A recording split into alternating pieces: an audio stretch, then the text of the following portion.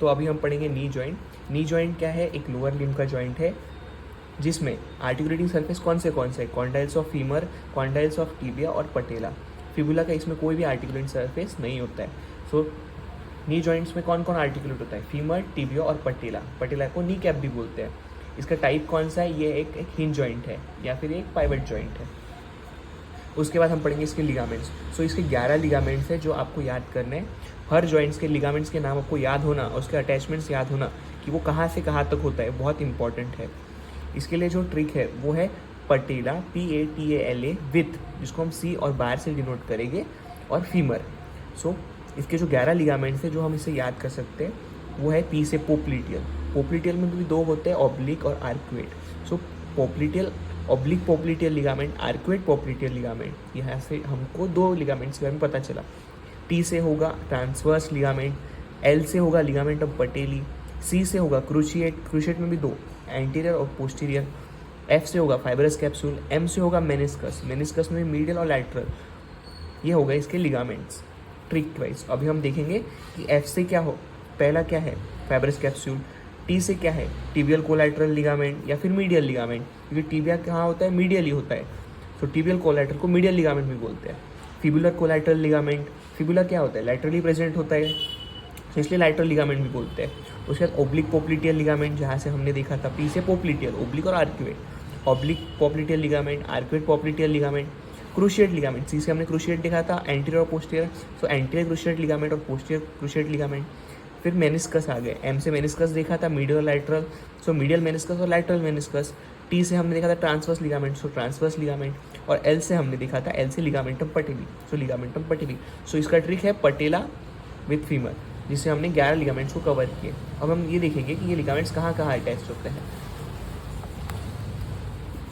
सो ये जो 11 लिगामेंट्स है उसका एक एंड जो होगा वो ऊपर अटैच होगा और एक नीचे होगा। सो नी जॉइंट के ऊपर कौन सा है? फीमर है, और नीचे कौन सा है? टिबिया और फिबुला। सो हर लिगामेंट जो भी हम पढ़ेंगे उसका एक आर्टिकुलेटिंग जो सरफेस है, एक जो अटैचमेंट होगा वो ऊपर फीमर पे होगा, और नीचे एक जो जहाँ वो अटैच होता है वो टिबिया होगा या फिबुला होगा। सो फाइब्रस कैप्सूल ये कहाँ होता है? Articular margin of tibia and fibula. जो नी जॉइंट होता है वो टिबिया और फीमर के आर्टिकुलेटिंग सरफेस होता है। सो ये फीमर होगा और टिबिया होगा, इसके अराउंड होगा fibrous capsule. Fibrous capsule mostly articular margin of joints पे ही होता है, भले वो शोल्डर जॉइंट हो, हिप जॉइंट हो। हिप जॉइंट और शोल्डर जॉइंट वहाँ पे भी फाइब्रस कैप्सूल होता है जो आर्टिकुलर मार्जिन पे होता है। तो यहाँ पे भी फाइब्रस कैप्सूल कहाँ होगा? आर्टिकुलर मार्जिन पे। किसके? फीमर और टिबिया के, क्योंकि यही तो नी जॉइंट के आर्टिकुलर सरफेस है। उसके बाद टिबियल कोलैटरल लिगामेंट, मतलब ये कहाँ अटैच होगा? टिबिया पे। कहाँ? नीचे। इसका जो टिबियल कोलैटरल लिगामेंट का जो लोअर एंड होगा वो अटैच होगा टिबिया पे, और ऊपर ऑब्वियसली किससे अटैच होगा? फीमर से। मतलब सुपीरियरली ये अटैच होगा फीमर पे और इन्फीरियरली अटैच होगा शाफ्ट ऑफ टिबिया पे। तो टिबिया कहाँ, कौन से साइड होता है? मीडियल साइड होता है। सो ये अटैच होगा फीमर पे, कहाँ? मीडियल कॉन्डाइल ऑफ फीमर पे। उसी तरह फिबुला, फिबुलर कोलैटरल लिगामेंट। सो फिबुलर कोलैटरल लिगामेंट कहाँ पे अटैच होगा? फिबुला पे होगा। फिबुला कौन सी साइड की बोन है? लैटरल साइड की बोन है। तो ऊपर किससे अटैच होगा? लैटरल कॉन्डाइल ऑफ फीमर से, और नीचे कहाँ अटैच होगा? फिबुला के हेड से। सो ये क्लियर हो गया। टिबियल कोलैटरल लिगामेंट ऊपर फीमर से, नीचे टिबिया से। फिबुलर कोलैटरल लिगामेंट ऊपर फीमर से और नीचे फिबुला से। ऑब्लिक पोप्लिटियल लिगामेंट जो कि इंटरकोंडाइलर लाइन और लैटरल कोंडाइलर फीमर पे अटैच होता है। आर्क्वेट पोप्लिटियल लिगामेंट जो इंटरकोंडाइलर एरिया ऑफ टिबिया पे अटैच होता है। क्रूशिएट लिगामेंट जिसमें हमने पढ़ा है एंटीरियर क्रूशिएट लिगामेंट और पोस्टीरियर क्रूशिएट लिगामेंट। इसको याद करने की एक ट्रिक है PM। सो P मतलब पोस्टीरियर आर्क्यूमेंट लिगामेंट और M मतलब मीडियल कोंडाइल ऑफ फीमर, मतलब जो पोस्टीरियर क्रूशिएट लिगामेंट है वो मीडियल कोंडाइल ऑफ फीमर होगा। तो वाइस वर्सा हम याद कर सकते हैं कि anterior cruciate ligament lateral condyle पे होगा। PM posterior cruciate ligament medial पे होगा, तो एंटीरियर क्रूशिएट लिगामेंट लैटरल पे होगा। उसके बाद है मेनिस्कस, मीडियल मेनिस्कस और लैटरल मेनिस्कस। इसमें इसका फंक्शन क्या होता है? ये मेनिस्कस जो है वो शॉक एब्जॉर्बर होते हैं और लुब्रिकेटिंग द जॉइंट्स को लुब्रिकेट करते हैं। उसके बाद है ट्रांसवर्स लिगामेंट। ट्रांसवर्स लिगामेंट क्या होगा? मीडियल और लैटरल मेनिस्कस को कनेक्ट करेगा। लास्ट में हम पढ़ेंगे लिगामेंटम पटेली। लिगामेंटम पटेली कहाँ अटैच होगा? पटेला पे अटैच होगा ऊपर, और बिलो ये किससे अटैच होगा? टिबियल ट्यूबरोसिटी पे। सो ये थे इसे 11 लिगामेंट्स। उसका ट्रिक था पटेला विथ फीमर।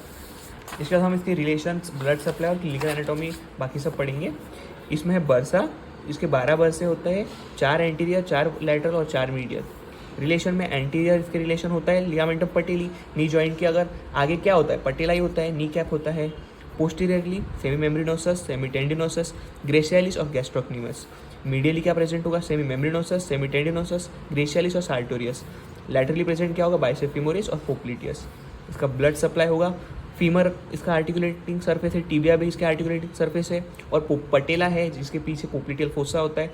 सो इसका जो ब्लड सप्लाई क्या होगा, femoral artery, anterior and posterior tibial artery और पोप्लिटियल आर्टरी। नर्व सप्लाई क्या होगा, फीमोरल नर्व, शियाटिक नर्व और ऑप्टेरेटर नर्व। मूवमेंट्स इसके क्या होंगे, फ्लेक्शन, एक्सटेंशन, मीडियल और लैटरल रोटेशन। क्लिनिकल एनाटॉमी, हर जॉइंट्स की क्लिनिकल एनाटॉमी बहुत इंपॉर्टेंट है, उसमें है ये ऑस्टियोआर्थराइटिस। आर्थराइटिस किससे रिलेटेड होता है, जॉइंट से रिलेटेड होता है। तो इसमें क्या हो जाता है, ऑस्टियोआर्थराइटिस में क्या हो जाता है कि जो इसके कॉन्ग्रुएंट सरफेस है, जो इसके आर्टिकुलेटिंग सरफेस है, वो डीजनरेट हो जाते हैं, मतलब अच्छे से आर्टिकुलेट ही नहीं कर पाते, जिसको हम बोलेंगे ऑस्टियोआर्थराइटिस। यहाँ पे एक बहुत इंपॉर्टेंट पॉइंट यह है कि नी जॉइंट एक वीक जॉइंट होता है। क्यों, क्योंकि इसके जो आर्टिकुलेटिंग सरफेस है, आर्टिकुलेटिंग सरफेस मतलब जो आर्टिकुलेट हुए, मतलब कॉन्डाइल्स ऑफ फीमर और कॉन्डाइल्स ऑफ टिबिया, वो बिल्कुल भी कॉन्ग्रुएंट नहीं है, मतलब सिमिलर नहीं है।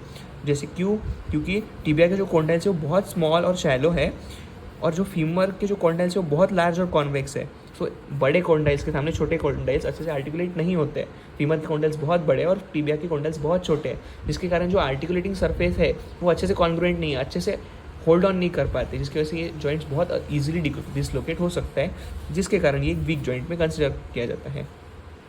अगर नी में डिफॉर्मिटीज़ हो गई तो रिकेट्स हो सकता है।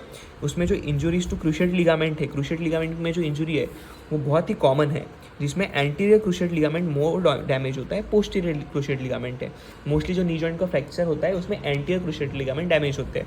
इंजुरीज टू कोलैटरल लिगामेंट बहुत कम कॉमन है, मतलब क्रूशिएट लिगामेंट में जो इंजुरी है बहुत कॉमन है और कोलैटरल में इंजुरी बहुत कम है। सो ये था नी जॉइंट, उसके रिलेशन, उसके structure, blood supply, nerve supply और क्लिनिकल एनाटॉमी।